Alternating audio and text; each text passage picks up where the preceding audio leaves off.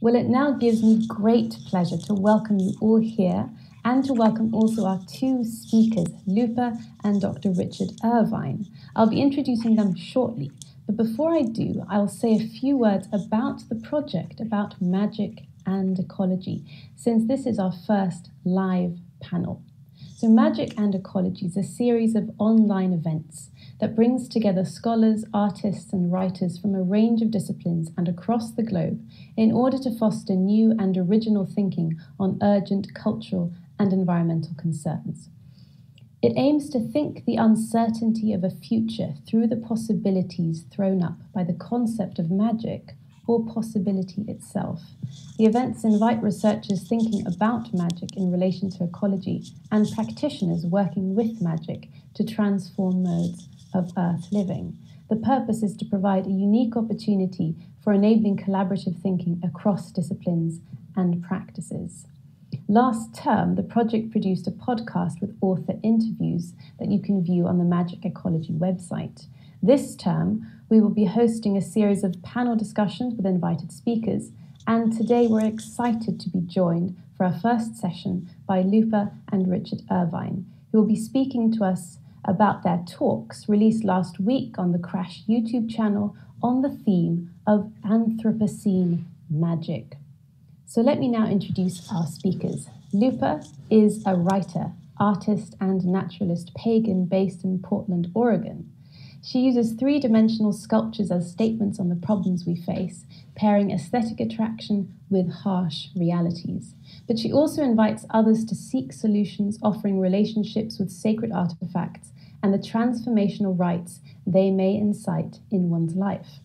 Lupa draws on the tradition of the Wunderkammer, the cabinet of natural curiosities that serves as a personal museum to encourage people to bring reminders of the non-human world into their very homes. Lupa is the author and editor of several books on the ecology of magic, including Fang and Fur, Blood and Bone, a primal guide to animal magic, and Nature Spirituality from the Ground Up, Connect with Totems in Your Ecosystem, and is the creator of the Terror of Bones deck and book set. And she posts regularly about her work on thegreenwolf.com. Lupa, welcome to the panel. Thank you for having me. Richard Irvine is lecturer in social anthropology at St Andrews University, an anthropologist with a special interest in ecology and magic. He works across 3 ethnographic field sites, Orkney and East Anglia in the UK, and Tuv Aimak province in Mongolia, and his interests span environmental change and religious life. He has published widely on the Anthropocene, spiritual practice, and deep time, and is the author of numerous articles, including Anthropocene East Anglia, Seeing Environmental Violence in Deep Time. His most recent monograph is An Anthropology of Deep Time, Geological Temporality and Social Life. Richard, welcome to the panel. Thank you very much for having me. I'm now going to give Lupa and Richard a few minutes each to say a few words about their talks on Anthropocene magic that went up on YouTube last week, and then we will open the discussion to the floor. So get your quills out, and if you have questions, please drop them in the chat or tweet at Ecology Magic or CRASSH Live. Lupa and Richard, would you like to say some words briefly about your talks? Sure. When I was trying to consider the topic for this panel and the overall event, I really did draw on my background in eco-psychology, which is the psychology of how we relate to nature, why we need nature, how it's good for us. And so it can be really difficult at this point in time, particularly with the year we've had, but especially, if you look at our present through the lens of the last few hundred years as industrialization has changed the Western relationship in particular to nature so drastically, as well as physical nature itself worldwide. And it would be very easy to fall into the despair of feeling overwhelmed by just the enormity of it all. You know, we have climate change, we have massive amounts of pollution, we have widespread habitat loss, and all of these are, as far as we know, unprecedented for one species to have enacted. And I didn't want to drop into that despair, having been in that place too many times myself, because I wanted to give something of an antidote. Part of what I see magic's role as being, as somebody who has been a pagan, actively practicing for a quarter of a century now, I see it as a tool for reconnection and for beginning to not just heal that relationship, but also critically approach that relationship as it has developed over the last couple of centuries. I've seen so many people yearning for something more than, you know, at least from you know, my experience, the mainstream American relationship to nature, which is very, very extractive and very destructive and ownership based. And so when I was doing my talk, what I wanted to offer was a little more hopeful perspective on that, to give people something, a seed for their own change. So I'm very much hoping that those of you who were able to watch that were able to get a little bit of that in your own thoughts and in your own mindset and plans for the future. Thank you. Richard. Thank you. Yeah, so I was really interested to get this invitation because it's not been a topic that I've automatically put together, in spite of the fact that I've been thinking about deep time, and I've been thinking about human geological agency, and also, you know, in different life, been thinking about anthropology of religion and magic. And so it's kind of I suppose in some ways it seemed like a nice opportunity to try and think about, well, what is the relationship between those things. And the thing which I suppose I was very struck by was that when we're thinking about the Anthropocene, and we're thinking about it as this kind of moment, this moment in geological time, which is on the one hand, you know, instantaneous in the face of the vastness of Earth history, but on the other hand, it shows the bloated significance of our species on a global level, and in terms of the transformation of Earth systems. What I think is striking about that moment is that you have this expansion, this apparent expansion of control, this apparent expansion of human sovereignty over ecosystems, over geosystems. And at the same time, this idea that more and more there is nothing about the world which cannot be understood, classified within human ways of seeing, that there is nothing of value which is there to be understood outside of human frames of reference. So, you know, so for example, if we're thinking about, well, what are the tangible benefits of a forest? What are the tangible benefits of a mountain? We're thinking about that in terms of ecosystem services. You know, is it giving us well-being? Is it giving us, you know, is that peatland going to provide a carbon sink for us? But it's from this anthropocentric point of view. And I was thinking about that in relation to magic. I was kind of struck by the fact that what the Anthropocene appears to offer is this sense of control, is this sense of control and total knowledge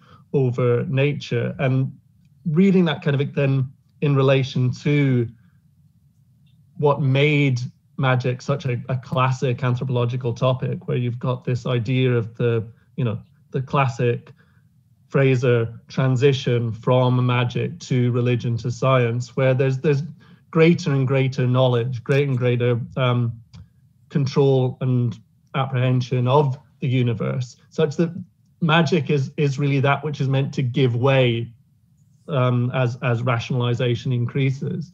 And I was sort of thinking that on the one hand, we've got this incredibly, the Anthropocene is this thing which is incredibly rationalized, this way of seeing the world and understanding the world, which comprehends it entirely within our purview. But on the other hand, it's doing this very thing which magic was always classically meant to do within anthropology, that it's taming the forces of nature and bending them to our will, to our desire, or directing them to our ends.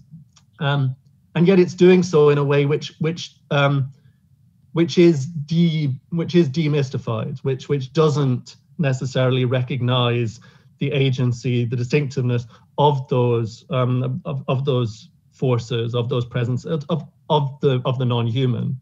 And so I was sort of struck by that fact that, you know, the Anthropocene is this expansion of control. And then what does that mean for us? And thinking about that then in relation in particular to Deborah Bird Rose and her fantastic work on extinction and on the transformation and forcing of landscapes by settlers in Australia. And one of the points that Deborah Bird Rose makes in conversation with the Indigenous Australians with whom she works, one of the points she makes is the way that wild is what wild means to them, because so much of this promise of transformation of landscapes that reaches this historical point of the Anthropocene is this promise that we can tame wild, that these unknown forces of nature, that these forces can be tamed, can be made productive for human use. And so thinking about East Anglia and the draining of the fens and the pushing out of the forces of water, and of course with them the various boggarts and bogles that would dwell in those forces, or thinking about, as I talk about in the video in Orkney, this expansion of the infield, more and more taking out of the hill, of the outfield, of these wild spaces. So the promise of the Anthropocene is to control the wild. But what Deborah Bird Rose points out is that the consequences of that, what happens in terms of the future, the uncertainties that opens up are enormous. That and this is what she says, that, you know, whenever we're setting these processes into motion, that's when the people with whom she was working, that's what it means to say that country is becoming wild, when you no longer can have a handle on the long-term consequences of those actions. And so that juxtaposition between the wild that we think that we've tamed by our actions, but also the wild that we might be setting into motion in terms of these long-term untamable effects, gets us right back to the heart of the issue of magic, which is this space of unknowing. How much can we know about the world that we think we've put under our own control? Thank you. I want to give you both the chance to ask a question regarding each other's papers, and I think I will probably use up the role of chair and ask about this this knowledge of the unknown and a state of unknowing, especially as it relates to something that, Lupa, you brought up in your talk, which is this concept of soft fascination. And maybe you could speak more on that, and maybe Lupa and Richard, you'd like to ask a question first about each other's papers before we open up to the floor. Well, I was going to ask about soft fascination, so I'll have to think of another one now. Okay, why don't you go ahead and go first then?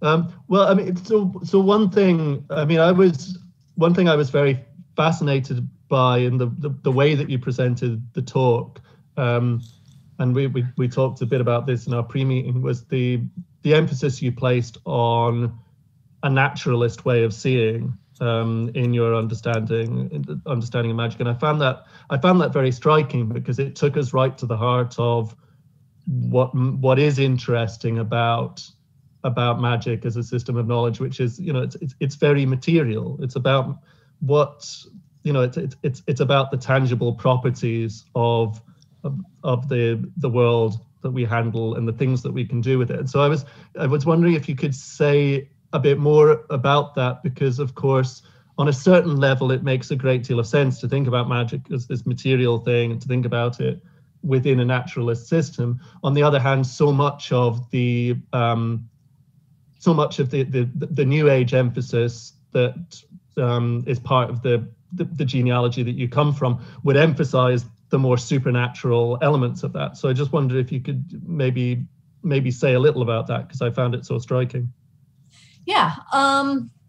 So just a little bit of background. As I said, I've been pagan for 25 years now, and I've kind of wandered my way through a number of different modalities in that regard. I started out the way a lot of American pagans do, with sort of Wicca flavored neo-paganism by way of Scott Cunningham and his ilk. And then over the years, I wandered through other paths. I did chaos magic for a number of years. I did neo-shamanism for a number of years. And now over the last several years, I've settled into what's known as naturalist paganism, which is a lot of what it sounds like. There's not a lot of emphasis on the supernatural. It's a very physical path. It's very much about connecting with the physical material world in a spiritual manner. Kind of the terms that I use are wonder and awe. So, and that really does actually diverge from what a lot of neo-paganism and New Age and modern occult paths do, because there isn't really that emphasis on the other as being, an immaterial force. It's finding the spiritual and the magical and the wonderful embodied in the physical. And so my personal conception of magic is not so much I'm going to do this ritual or the spell and it's going to somehow work through the ethers to make something happen over here. Although that has been my conception in the past, but the way I see it more these days is it's an affirmation of the actions that I want to take to create a better world. Mm-hmm. And so when I am conceptualizing what it is that I want to create in this world, a lot of that does have to do with shifting my perception. And that background in psychology that I have, my master's degree in counseling psychology and the training that I did in eco-psychology, really helped me to hone my focus into a more, how do I want to put this? A deeper connection between myself and the land, without all the other distractions of orthopraxy and orthodoxy. It's very much a personalized path. Mm-hmm. And so when you bring up soft fascination, that's something that comes out of conservation psychology from Kaplan and Kaplan. And soft fascination is this wonderful concept where, for those of you who have not had a chance to see the talk, just to sum it up, when you're walking through the middle of a busy city, your attention is forcibly dragged from stimulus to stimulus. You're having to look out for traffic. You're having to look out for other people. There's a lot of noise. There's a lot of advertisements. You're thinking about whatever you're thinking about, wherever you're going, and it's very exhausting. Whereas when you go out into a less human-dominated space, be that a park or a wilderness area or even a garden or yard, your perception automatically shifts on a physiological level. For one thing, your senses are not being overwhelmed. You're allowed to organically allow your senses to bring things in. So rather than, oh my gosh, I have to look out for this car, I have to look out for, have I missed my stop, etc. Instead, it's, oh, look at that look at that beautiful tree over there. Oh, I hear this bird over here. Oh, I feel the breeze. And it's not as demanding. And so soft fascination is that term for that more organic, less demanding way of doing things. And that really was a key to getting me to basically drop 95% of what I had been doing previously in my spiritual practice and pare it all down to I just want to be in nature and appreciating my connection I have with that, rather than having the demands of, well, do I have plans for the next Sabbath? Do I have plans for the next full moon? Have I done enough spells to make this thing happen? Have I done enough of this, that, and the other? Am I doing it right? Is someone going to come along and say I'm not, making my relationship with this particular deity correctly, etc.? So I sloughed all of that, and as is the same thing with soft fascination, I've narrowed things down to that very organic, natural connection to the world. Does that answer your question? Yeah, that's really. I think that's quite fascinating. Because ultimately, what I suppose in a way, that kind of attentiveness that I guess you're describing, I can see connections between that. So maybe I'll steal some of your points. You might make some own, but I can see parallels between that and certain kinds of monastic practice. The idea, it was the last time I was talking with CRASSH, it was a talk on Lectio Divina, the slow prayerful reading of scripture, and that's very much framed in that kind of attentive way. And one of the points that the Cistercian Basil Pennington makes is, well, in the same way as one reads the book of scripture, one could read the book of nature in that way, in that attentive way of being within, of chewing the cud as you're there. And I think it seems to me a very striking starting point for all manner of dialogue, in a way, that kind of attentiveness. It strikes at a kind of a general sensibility, but also a general lack, I suppose. It strikes at a general, it's something which I suppose many of us don't have time or space for, and yet we can see why we might want to. Yeah, and that's kind of the paradox of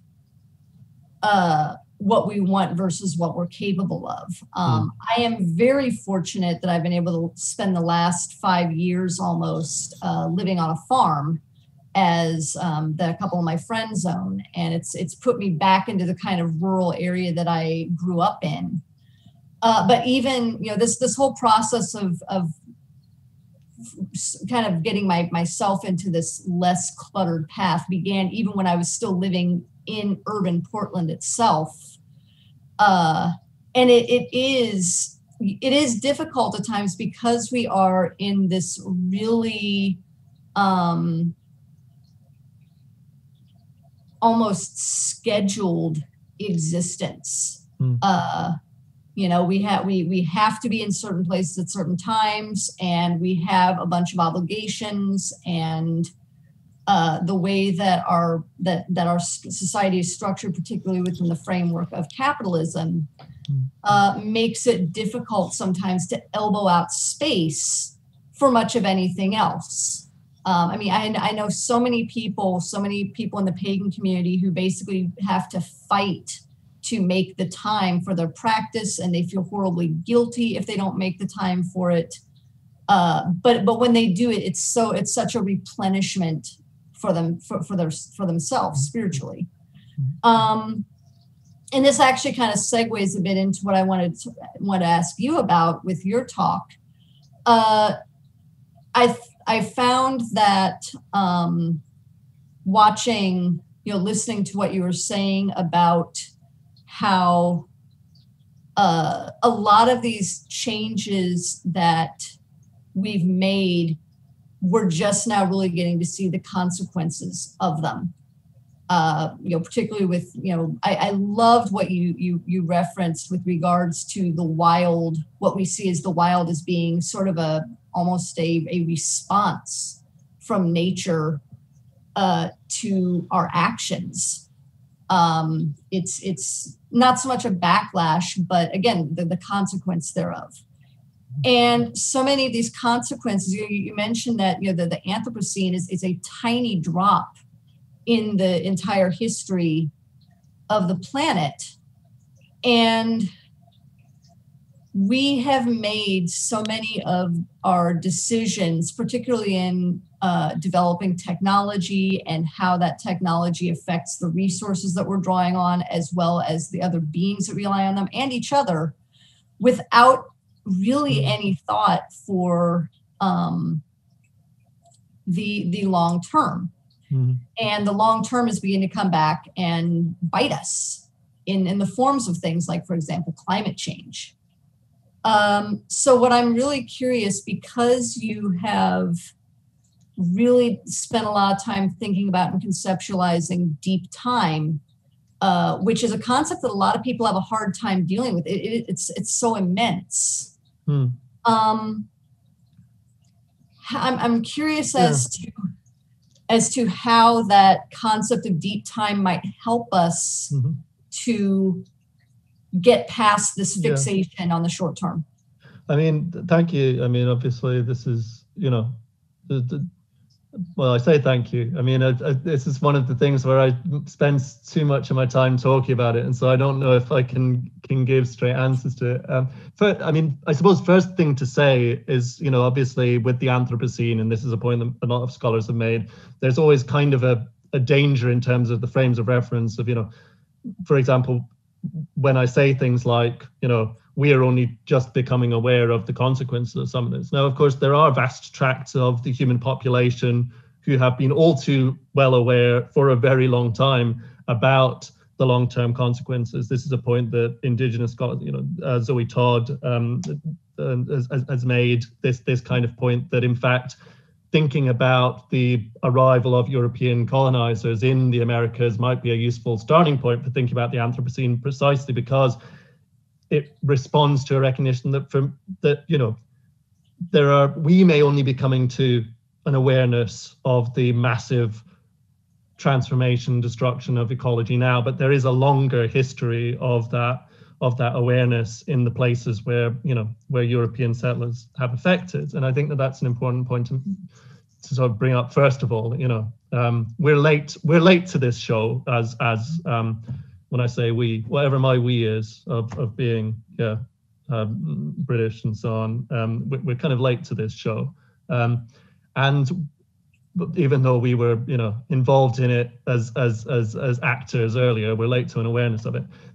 And I suppose thinking about deep time or trying to think about it, I suppose that one of the things I've always found interesting is this idea of it being a hard concept to grasp. Because I find that really interesting, because on the one hand, we spend so much, there's so much interest in nature, there's so much interest in being in these places that are shaped by processes over vast spans of time. We're dependent in so many ways on resources and on changes that have occurred over these spans of time. We're in it in various ways. And what's kind of striking to me is that given we're in it, what are the conditions of being conscious of the fact that our short term is within this longer term of deep time? And why is it, in a sense, that we feel that this thing of deep time is deeply unfamiliar and abstract to us, rather than it being something which is part of our awareness as we're moving within this world? Because I don't think, thinking cross-culturally, I don't necessarily think that this is a given. I think that there are settings, when I did a research project where we looked at, together with Barbara Bodenhorn and my an educationalist colleague, Elsa Lee, and my colleague in Mongolia, Amador, we looked at different experiences of the environment among children in Mexico, Alaska, East Anglia, and also Mongolia. And one of the things that was very striking was that while children in the UK were thinking, had very deep engagement with the environment, but were thinking about it in this presentist way, didn't necessarily have this idea of variation over time, were disconnected from deep time. This absolutely wasn't the case among children in Mongolia, for whom they were thinking about these landscapes in terms of the wider ecological cycles, their place in history, and referencing mythology as ways of thinking about some of these bigger spans of time. Similarly, that kind of thing was happening among the Inupiaq that Barbara Bodenhorn was working with. And so we were sort of, from that point, we're sort of thinking, if there is this disconnection with deep time, that might not just be, as many people think about it, a basic cognitive limitation that humans have, that it's so big we can't think about it. It might actually be a symptom of some of these disconnections, which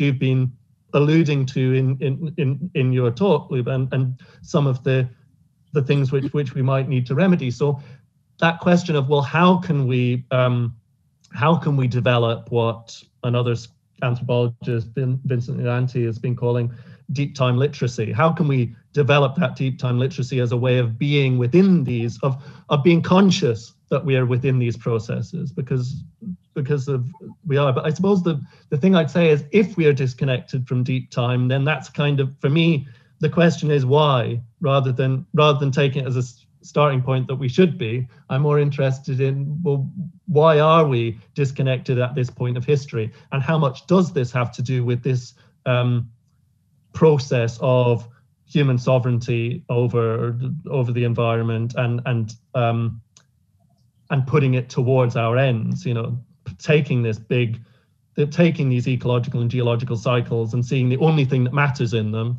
as being, what we'll get out of it within this financial year. Just putting it a bit cynically, but probably not too cynical.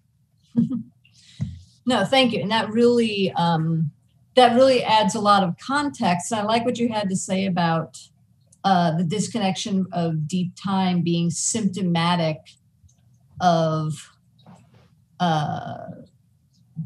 that larger disconnection, and vice versa. It is really, we've gotten so good in the West at compartmentalizing everything. We even compartmentalize our problems, and we don't even see how those problems are really woven together into a larger set of issues.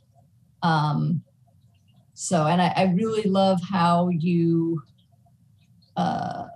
brought out other cultural examples of relationships to deep time where that severance wasn't made, where it is still a part of, even the youngest children get to learn that. And in a lot of ways, those children are more of an expert on deep time than, what many in the West would consider the brightest minds of our communities. So, I mean, I think that's important. And what I suppose is the question, which I always have, is how will those children, as they grow up, navigate this awareness that they have with the other challenges of their lives? I mean, thinking in terms of Alaska, you're obviously in a context there where there is this awareness of the life cycles that are present in ecology expand beyond human life cycles, and that there's a kinship beyond. But at the same time, this is a context where where economy and livelihoods are heavily dependent on oil. Similarly, debates around mining, and mining as a source of wealth, but also as a source of environmental destruction in Mongolia. What's kind of interesting to me is how children will navigate these things as they grow older. How they'll triangulate these different facets of their existence. Thank you. That's a lot of good things to chew on. Yeah, thank you so much. And we've started to get lots of questions in for you. So I think without further ado, we'll jump into open to the floor and start taking questions.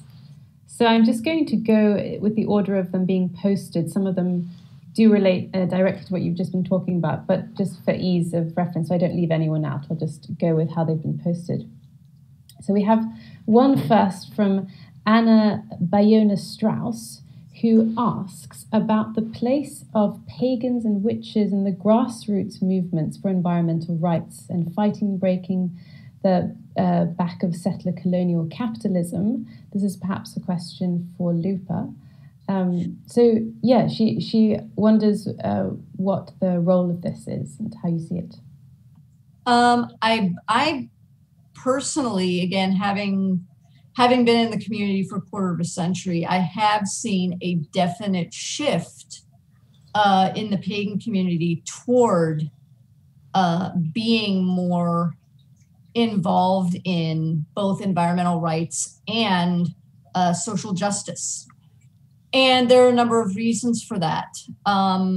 Some of that, of course, is seeing what's been going on in the world over the last couple of decades with greater discourse regarding these things, plus, of course, greater awareness, not just of environmental issues like climate change and ocean acidification and habitat loss and so forth, but greater awareness of social justice issues, including those being brought up very up close and personal in the media, like Black Lives Matter and indigenous rights issues worldwide.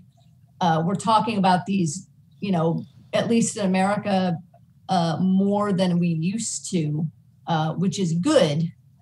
But the other piece of that is specifically in the sphere of the pagan community, there's been greater awareness of how these issues have been a pagan issue, a pagan problem, if you would. On the environmental end of things, there's been greater criticism within the community of, okay, not every pagan is nature-based, we'll acknowledge that, but for those who are, what are you doing as a nature-based pagan that is not just lip service?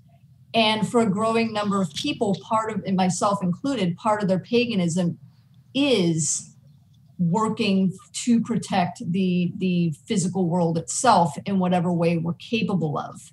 Obviously, everybody's approach to that is going to be informed by the amount of time they have, by their ability, by the resources they have, by their, et cetera, et cetera. But people are thinking more about, it's not just, okay, my offering to the earth is going to be, I'm going to pour some rainwater on this tree and maybe, bury a crystal at its root. It's what can I do to protect the habitat that tree relies on, and what are all those interconnections? A lot of my writing has been of trying to encourage people to take a more ecological look at nature-based paganism, not just from a what symbols can I draw from, but how am I a part of my ecosystem? And as far as the other piece of that, which is deeply entwined with the ecological and the community aspect of it, nature being part of our community, but our community also being many types of humans, there's been a lot of growth and growing pains in the pagan community with regards to where sometimes our community has harbored racism or various forms of homophobia, transphobia, etc. And there's been a lot of not just discourse, but action in trying to bring that out into the light and figure out, okay, what do we do about that? Really good example here in the US, the biggest indoor pagan event is or was PantheaCon. Last year, I believe, was its last year. But it's an enormous event where you get, sometimes upwards of 3,000 pagans in one hotel. And it's basically the premier event as far as on the West Coast for that particular community.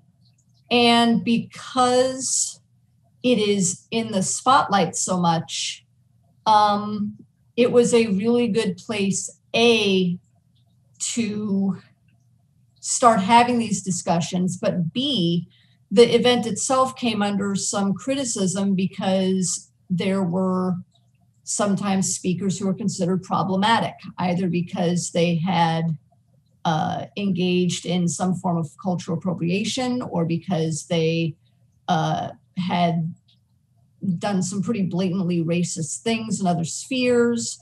Or a really good example was a fairly, pretty well-known women's ritual that happened every year basically came under fire because a few years previously, transgender women were turned away at the door, even though it had been billed as a women's ritual. It had not been specifically billed as a cisgender women's ritual.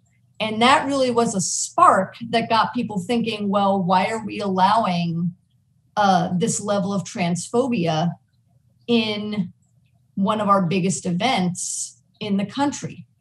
And that got people talking, okay, where else are maybe trans people being barred from rituals that they really should be allowed to be in? Or where are we really bringing in enough people of color as speakers to our events? So it's not just white people, white people, white people. And where are issues of cultural appropriation coming in? Where are we maybe turning a blind eye to, things that have been sort of taken for granted? For example, smudging is a small example, but it's an important example.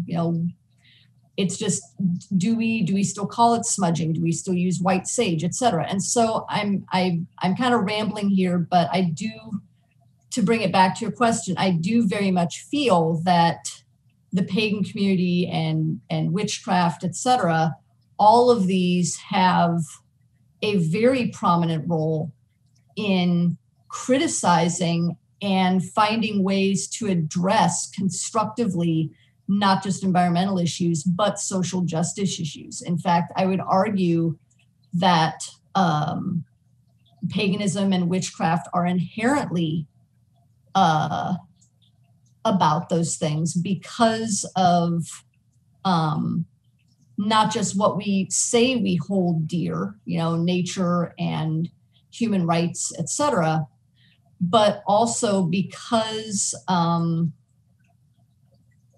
we have been perpetrators of these issues and these problems, and it's our responsibility to do something about them.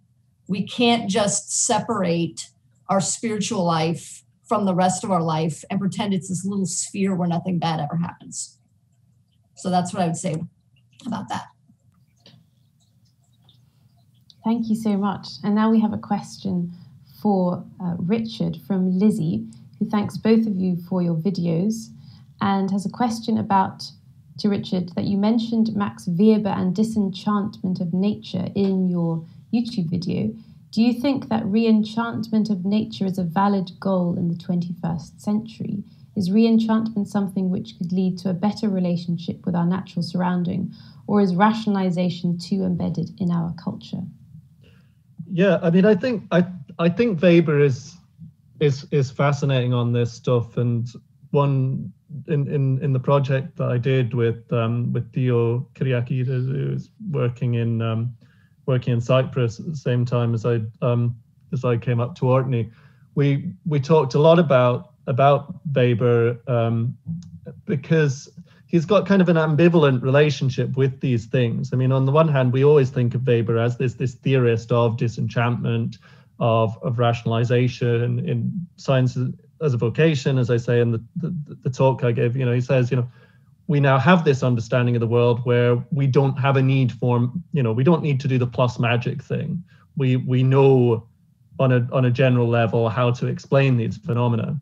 But at the same time, the point that he's making in this is that whereas you might say that we on a species level have these kind of understandings, there's a much diminished sense of where any individual within the society can grasp these things. So the point he's making is that, we might know on a certain level how medicine works, how the economy works, how our ecology works. But how many of us can name the plants, can understand those processes, and so there's a gap between this sense of what is everything is known, and yet I know so very little. There's sort of a gap of unknowing that places it just out of reach is what I've said in some of the stuff that I've written. So rationalization is always this thing which opens up a space of knowledge which is just out of reach to us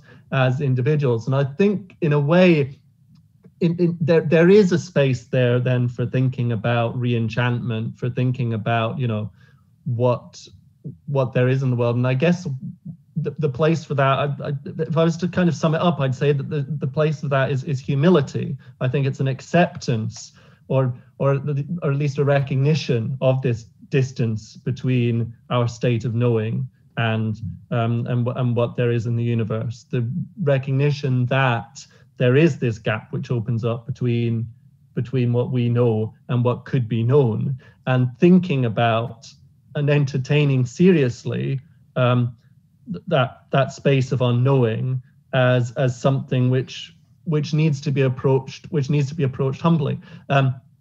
Just to give one last bit from Weber, he says in the Protestant Ethic and the Spirit of Capitalism, how long will the iron cage, i.e. these conditions of rationalization, how long will this last? Perhaps until the last ton of fossilized coal has been dug up out of the ground. I mean, he's thinking that there's our system of certainties of rationalization is tied up with a certain kind of economic sense of, it works, so it's we have a system which, what happens when that system no longer works, when the contradictions within it become so enormous? Suddenly that iron cage of rationalization isn't giving us the answers we seek. So then so maybe as we reached the last ton of fossilized coal, we might have to rethink some of those certainties and recognize that unknowing. So I do think that there's a kind of re-enchantment which is opened up by the limits of our apprehension of what can be rationalized. Bit of a garbled way of saying it, but I hope you get where I'm coming from. Yes, thank you so much. And we have a response also to Lupa's response from the questioner, who comments that they found certain aspects and elements in pagan communities deeply troubling, and it makes me glad to know there is a pushback against that, not simply in certain parts of the pagan community, but also the greater system of it. And I think this speaks to what actually both of you have been discussing, which is that magic isn't just a concept we think with in order to solve the problems of the Anthropocene, but it needs a dialectic itself. It needs defining, and it needs looking at critically. So when Richard, you were talking about how you could say that the Anthropocene itself is the result of a kind of magic. We think that we can control the world. It's the sort of caricature of magic that's presented in a lot of the early modern texts, where a human being becomes master and possessor of nature by commanding it, right? Mm-hmm. But at the same time, there is this other aspect of magic which is often associated with witches in the trial records, which is its ability to become possessed with the other and have this uncanny relationship to the non-human creaturely world. And so again, but there we have to really tease apart, like, what do we mean when we say magic and ecology? Is it a kind of dream of something that's supposed to solve our problems, or is it itself a critical undertaking? So yeah, thank you so much for that. Now we're going to move to a question. Hang on. Here we go, yes. So we have a series of questions here from Mahiri Lawson. I hope I'm pronouncing that correctly. They have an interesting question about the kinds of spiritualities that transpire from your discussions. So are we asking if humans now must embrace a new/old spirituality which covers most bases? And developing that, I think that they have in mind what Richard was saying about a certain resonance here with Celtic Christian spirituality, that parallels what Lupa is describing. So is it a question of finding some kind of, inter-spiritual ecumenical meeting ground? And continues by saying Celtic spirituality in the context of it being the early version of Christianity in these isles, which revered the natural world as godlike, to be blessed and nurtured by humans, spells and prayers intertwined. So yeah, that's a question for both of you, I think. That's a tough one. I don't think there's a simple answer. One of the things I've run into specifically in the pagan community is well, for one thing, I want to preface I want to give the context that when I say pagan community, I'm speaking of neo-paganism, which again is very Western. It's primarily, although not exclusively, white people. And they're drawing heavily from a lot of either European paganisms or perceptions thereof, mixed in with a whole bunch of other things like 19th century theosophy, et cetera, et cetera. So whether we're already kind of wrestling with that idea of old versus new spirituality and how it fits into the 21st century. And I think I don't think we can say humanity, so to speak, because there's so many different cultures, many of which, indigenous communities maintain, in spite of colonialist aggression, maintain at least some links to the old spirituality, the established spirituality they've had for thousands of years. And not being indigenous, I cannot speak specifically to them or what they need to do to heal the damage that has been done, that may have somewhat severed, but not entirely, those connections. So that I leave to the side as something not my own bailiwick. Speaking from my own perspective, it is tempting for people of a similar background to me to think, oh, well, if I just reach back to the ways of my ancestors, that's where I'm going to find the answers. And I think it is, I'm from a mixed European background. I've got some Czech, I've got some German, I've got some English, some French, etc., a few other things, Western and Central European. And it would be convenient if I could just research, the paganisms of those countries, of those people, and be able to draw on that. But I run into a couple of stumbling blocks. One, I'm not German, I'm not Czech, I'm not Austrian, I'm American.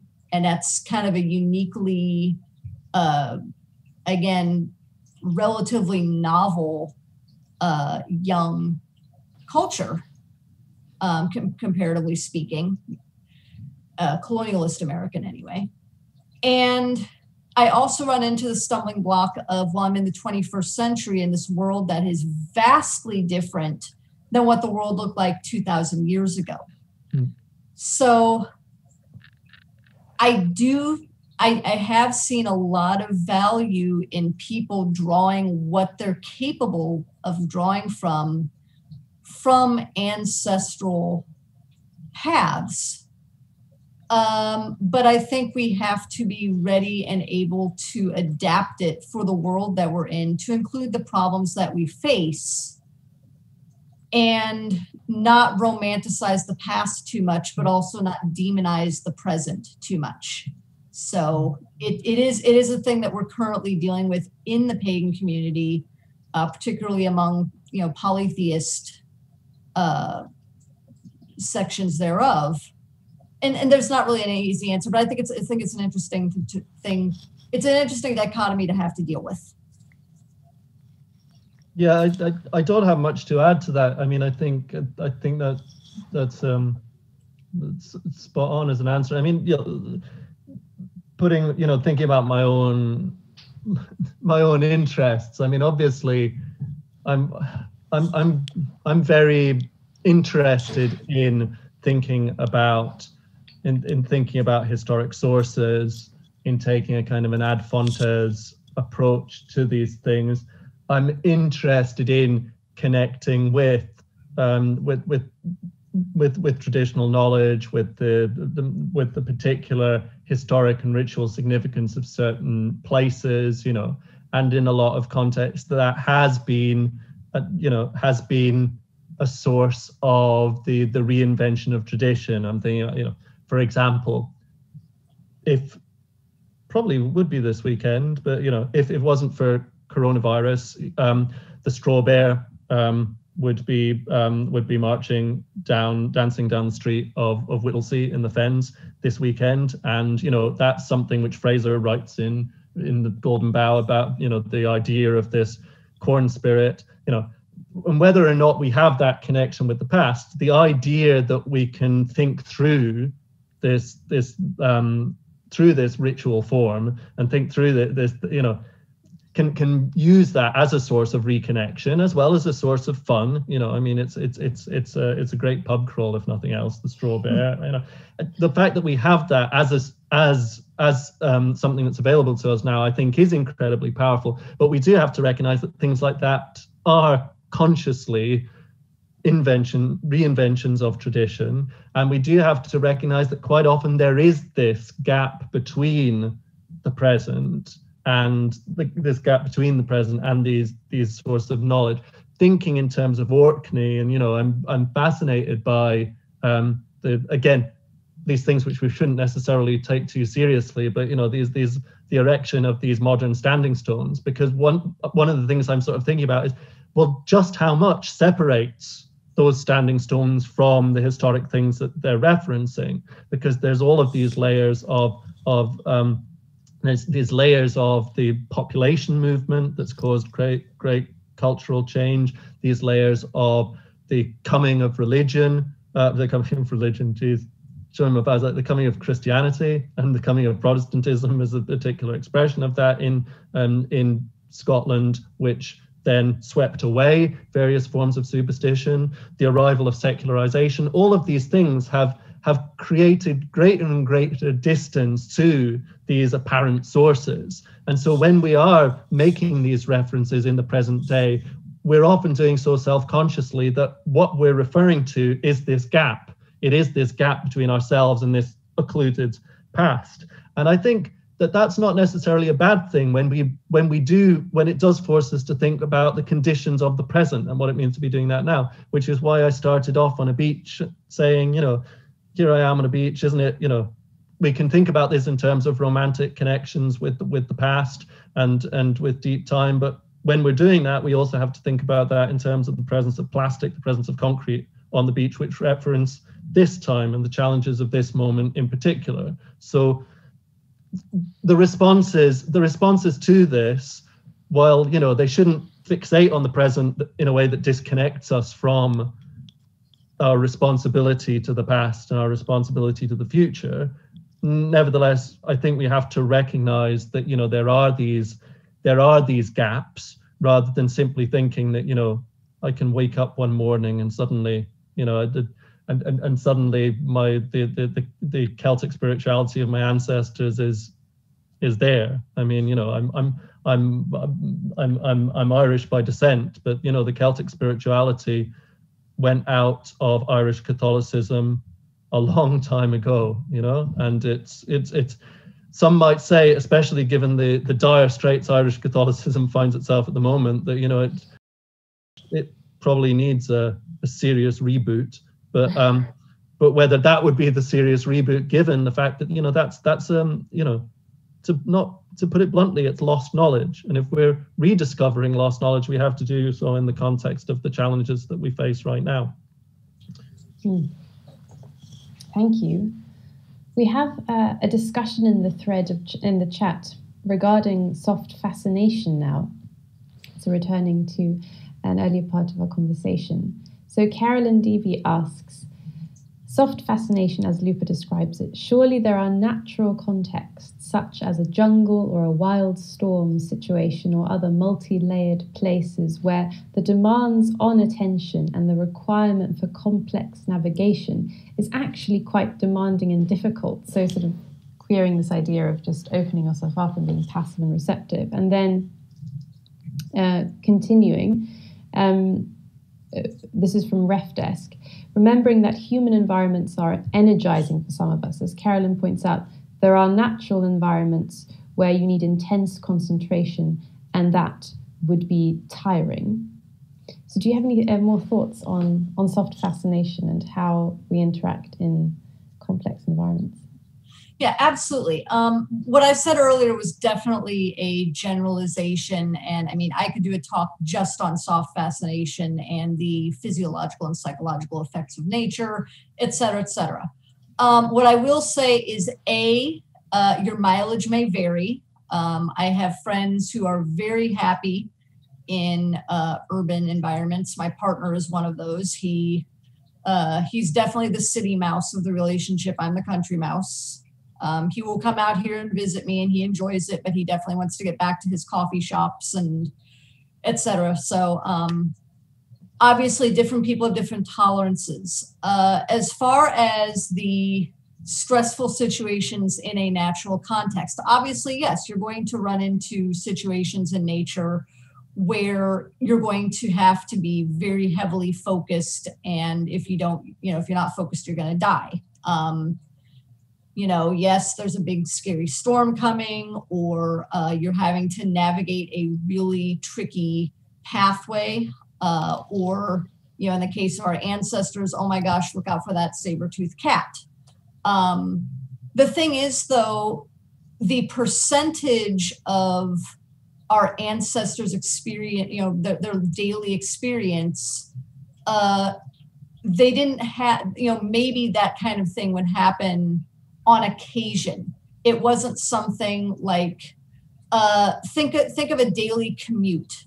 Here in the US, everybody drives. There's public transportation, but a lot of people drive even if they didn't really have to. And so if you have to spend an hour to 2 hours every day, broken up into 2 sessions a day, dealing with rush hour traffic where you're constantly making sure that the other cars aren't going to smash into you and make sure there's no construction. It's all that stress of dealing with all that overwhelming information on top of having to spend 8 to 10 hours at your job. That's a lot of stress. And that amount of stress at that regular interval is not really something that our ancestors, especially previous to agriculture, had to deal with. Yes, there were dangerous times. Yes, there were stressful moments, but it wasn't on that daily, constant, sustained level. They had time in between to rest and replenish. And, obviously, again, if you're in the middle of a big drought or a big famine or it's winter, that stress level is going to be different. But that very acute stress of, oh my gosh, if I don't pay attention, I'm going to die. We really take that for granted. And yet every time you step in the car, that's exactly the kind of situation you're putting yourself into. So that's what I would say to that. Yes, there are situations in nature where you do have that similar level of very acute stress, but it's different levels and different amounts of recovery time. Yeah, that's really helpful. Thank you. I mean, now we have a string of questions. Oh, sorry.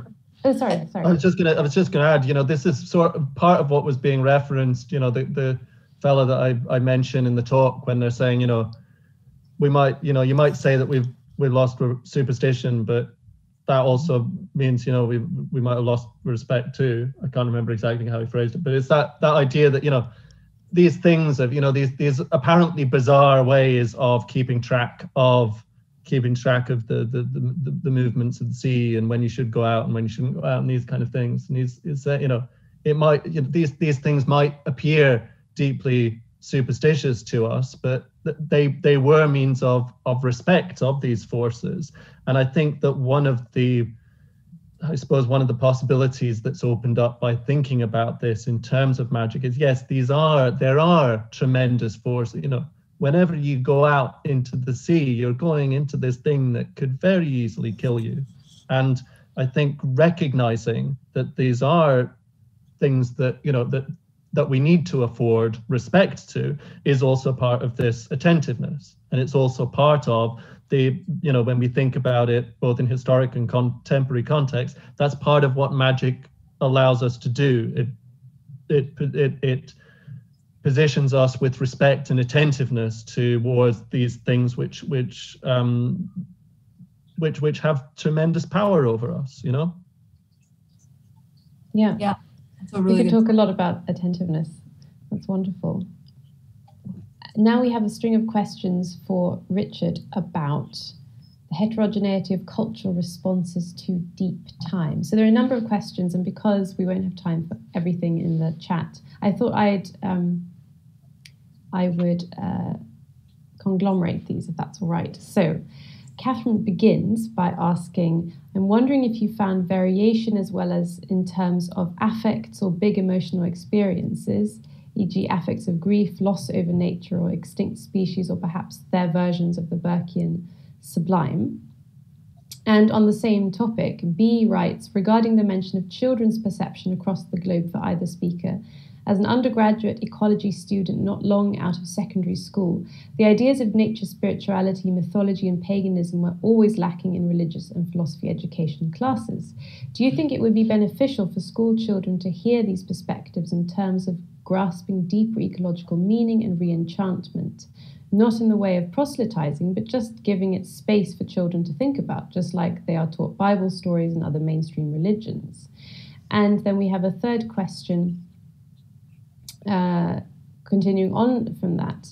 So Karen Bollender would also like to hear you speak more about how we might help children triangulate, in Richard's word, magic, deep time, consciousness, and climate emergency. So 3 questions which are all about how we might teach children what you experienced with children, and to both of you, how you see this playing out in education today.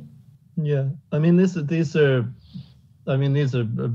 massively important questions, and it's quite tricky to get a handle on. I mean, in some ways, I think that the main point of variation there were different aspects of variation between these cultural settings where we were working, but both in terms of thinking about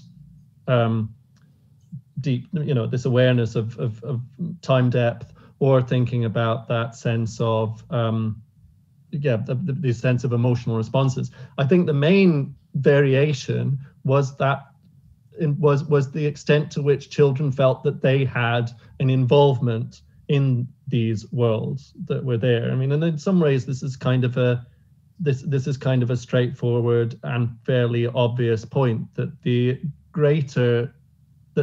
when there is this hard boundary between children as these things which are kept apart from the world, which they are not economically or politically engaged with the world because they're not seen as being capable of having the, you know, they're not having a stake there, then it's kind of natural that, or it's kind of obvious that they would then think about the world in these ways which are curtailed to the present, and which see it as something which is out there, but that they're not particularly able to have an involvement with. What I think is striking then is how do you involve, or how do you allow children to involve themselves in these things? And I don't think it's simply a matter of having this space to share with them stories and that kind of thing about this world, but it's allowing them to make their own stories, allowing them to build their own sense of place, because it's from that and from making those connections that I think that this wider sense of involvement comes from. And I mean, I'm struck by the fact that when I was working with school children in Mongolia, and they were taking me to these locations, you know, they had stories about these places, but then they were telling me these stories, they were also telling me about the political and economic significance of this, because they felt that they were in a position to have a say on these kinds of issues in a way that the children in the UK felt that, well, what's a good example of this is, somebody, we at the start of one of the walks in the Fens with one of the school children there, we asked, it wasn't a really good way of starting it, but we said, well, what do you know about your village? She said, I don't know anything about my village. But then over the course of the walk, it became apparent that she had a rich texture of memory, of knowledge about the plants and the places and these kind of things. But that did not register for her as to know, because when adults in a school setting are asking, what do you know? She was thinking, well, what they mean is, what do I know in terms of abstract knowledge, in terms of facts, in terms of those things? So this involvement that she had in terms of her sense of connection with the place she was like, well, they can't mean that that's significant knowledge, can they? And so I suppose what is striking for me, more than giving people story, although maybe giving people stories would be part of this, but certainly allowing children to know that the stories they have about these things are going to be the important points of connection which they have for the rest of their lives. It's not just something to be like, yeah, that's great, now let's get on with whatever you need to learn for the end of your tests. Yeah, so it almost sounds like we could get into the whole concept of re-mythologizing our culture and bringing back some of the storytelling that gives it additional layers of meaning. My bachelor's degree was in English, so of course there's a lot of looking at literature, looking at the themes and the meanings and so forth, and being able to apply that same storytelling, that narrative to life seems like it would be a really good form of reconnection, because it places us back into the context of the world. So thank you for what you had to say about that. Yeah, thank you. I'm not denying that it's a hard challenge, but I'm glad that people are asking and thinking about it, because but one thing to say is, we're grown-ups and we're talking about this. Kids are doing it for themselves. They were out there on the climate marches. They're actively involved in these things. They don't always, it'll quite likely come from them, because they do have agency in these things, Yeah, so it's maybe not a question of needing to teach them, but letting them teach us. Yeah. Now we have a few questions which relate to technology and its role in relation to magic and to the environment. It begins with a question for Lupa. There is a new reality, writes Frank. The cloud and its artificial intelligence, and it is very, quote, magical. Will it occupy the space reserved for human re-enchantment? And let's see. So I'm just trying to find the other question about technology, because I thought it followed on quite well from this. But maybe it's already disappeared. I'm not quite sure. Why don't you just go ahead with that one now, Lupa? So that's a really interesting question. I'm 42. I came of age in the 90s when the internet was really beginning to take off as something more than just something used among tech nerds. And I got to see how it changed not just society, but also, again, that smaller sphere of paganism and magic. And I think I don't see it as a replacement for other forms of re-enchanting the world, just because I don't see the internet as a complete replacement for face-to-face interactions, even in the time of pandemic. I think what it is another potential avenue for both magic and reenchantment as concepts as well as actions. One of the conflicts that we have in paganism, again, that we've had to kind of deal with over the last couple of decades is, paganism is supposed to be a very nature-centered set of religious paths, and yet the internet, from starting with with BBSs and chat rooms and going all the way to modern social media, has been absolutely instrumental in facilitating communication and growth of the community. For example, our discussions on things like social justice and environmental action. So, not to mention, I don't think that it's an either or kind of thing. I think it's a both and I think it depends on the individual person. For example, I have friends who are disabled for whom not only is the internet an absolute necessity for staying in contact with people, but it's also become a really valuable tool for connecting on a spiritual level. So I do feel very strongly that it has a place as a form of communication and interaction. I don't think it's the only thing that's going to allow reenchantment, but I do think it's a valuable tool in that process.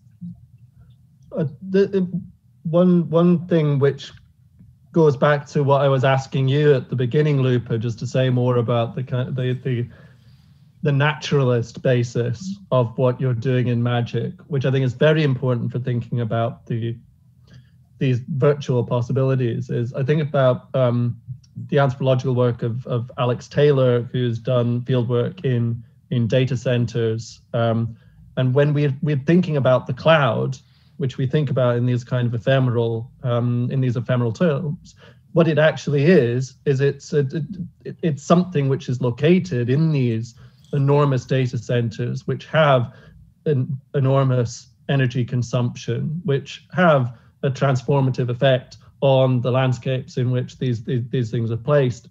There's, in a way, part of the process, I think almost perversely, part of the process of what's needed now in terms of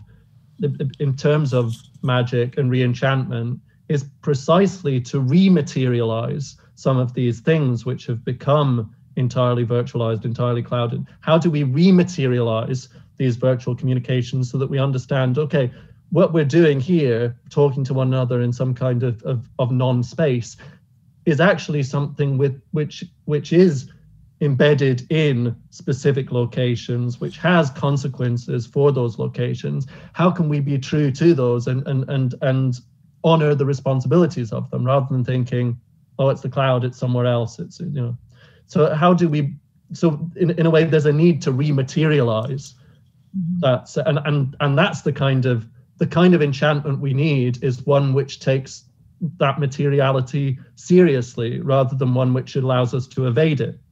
Mm-hmm. No, I absolutely agree that materialization is crucial, whatever form it may take. I mean, even with magic, I mentioned in my talk that yes, it's great to do a spell or a ritual for a purpose, for example, to help the earth, a particular patch of land. But then you also back that up with your physical actions, whatever you're capable of. So whether we're talking magic in the ethereal, or whether we're talking the cloud, which is its own form of ethereal space, it's a wonderful vessel that then recrystallizes in that physical form. So thank you, that's a good point. And it's that sense then in magic of the transformation of the transformation of interior things is also this transformation of physical things, and how to keep that connection, keep us conscious of that connection. I think we're now going to take the final question from the audience. There are so many great questions still unanswered, and I think what we're going to do is make a special blog post where we put them up and ask Lupa and Richard to type responses if they're willing. So that'll be coming up in the next few days on the Magic Ecology website. But let's end on this comment question from Teresa to both of you, and it really reflects on what we've been talking about, the terminology we've been using. They write that they're a screenwriter, and I write a lot that includes a perspective of, quote, magic, but I feel that word is problematic. My work only fits into the fantasy or magical realism genres. I feel that magic cheapens or disrespects a worldview that is a lived experience about connecting to nature in ways that are through the body, ancestral, nature-based knowing, and so redefining, or better yet, replacing the word magic, so that it's not about the caricature or of demeaning an idea, but what I'm thinking of as an indigenous worldview. And we've talked a little bit about this concept and how it might relate to magic. So they wonder if you have any thoughts about finding another name and normalizing this magical connection in helping us reconnect to nature, which I think touches on especially what Lupa was talking about earlier.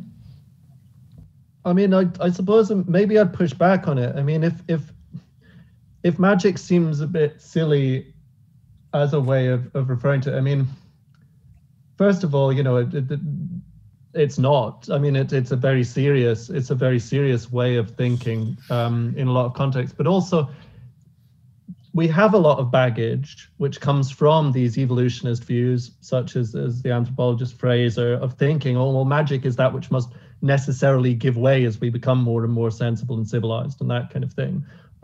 We have a lot of this baggage which suggests, you know, as in the context of Reformation, Protestant wars on ritual, which consigns all of these things to superstition as a way of trying to belittle it. And I think in all of these things, there's a kind of a hubris that we believe more and more that the world is precisely that which we can explain and which we control, and that there's no need for this thing which is called magic, which is a bit silly and a bit primitive, and, you know, and that should be of the past. And I think we need to, one of the things we need to do is to say, well, is that hubristic view also the hubristic view that's led to this, to the Anthropocene sense of over-determining our sovereignty over this planet? Is it that same sense of there is nothing in the world which we can't understand, which we can't control? And instead, do we need to maybe reopen the possibilities that were once belittled as superstition or magic or ritual, and think, well, what were the relationships that they made possible? And so I you know, personally, I don't have a problem with the term magic, because I don't think it belittles. What I do think it does is, I think but the fact that sometimes we might think that, and even I, you know, and I sometimes think that in terms of, you know, I'm sometimes a bit ashamed to say to people when I do fieldwork on it that that's what I do fieldwork on. So I'm in that mindset. But partly that's because we have internalized so much of this hubris about our rationalization and about our sense of control, and maybe that's what we need to overcome. Thank you. I would agree, and from a practitioner's perspective, the problem, I mean, I wholeheartedly admit I love fantasy. It is one of my favorite escapes from the world, and it's not always the high fantasy. Sometimes it's the fun little quick paperback. But I do think part of the issue is that in fiction, magic often becomes decontextualized in the same way that I think in some of the less ethical ends of anthropology, it also kind of became decontextualized, because again, we were trying to pick things apart and understand them, and et cetera, et cetera. And there's been a greater move both in, you know, the humanities and the sciences and so forth to recontextualize things and bring them back together. And I think from on the practitioner end, I think there's been a push to reclaim the term of magic, not as parlor tricks and silly things like that, but as part of a greater spiritual / religious path, whether you happen to be indigenous or not. And I think that rather than replacing the word, I think it's something that we continue to reclaim as our own, in the same way that queer has been reclaimed over the last couple decades. Rather than letting the bastardized version of the term reign supreme, we take it back. We say, no, this is actually what it means. This is the context that it comes in. This has meaning to us personally. Does that make sense? Yeah, absolutely. I do feel we both dodged the question and not given, but I think we have good reason for trying to push back. I think maybe that might be a good question to take on more deeply in that blog post. Yeah. Since we only have the last few questions, I'd like to be able to take a stab at that in writing. Yeah, absolutely. I look forward to seeing that. Well, thank you both so much. I think that's probably a very good note on which to end. And thank you so much for participating in this conversation. It's been really rich and stimulating and a great way to begin this term of talks. So thank you so much. Yeah, thank you for having me.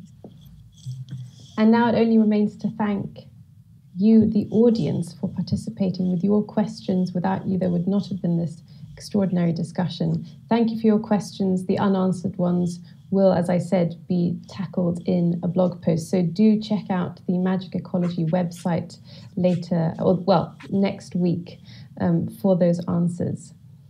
Details of future seminars and events can be found at crash.cam.ac.uk and the Magic Ecology website, which is magicecologycrash.cam.ac.uk. You can also follow us on Twitter at Ecology Magic. Thank you for tuning in, and I look forward to seeing you again very soon. Thank you. Thank you.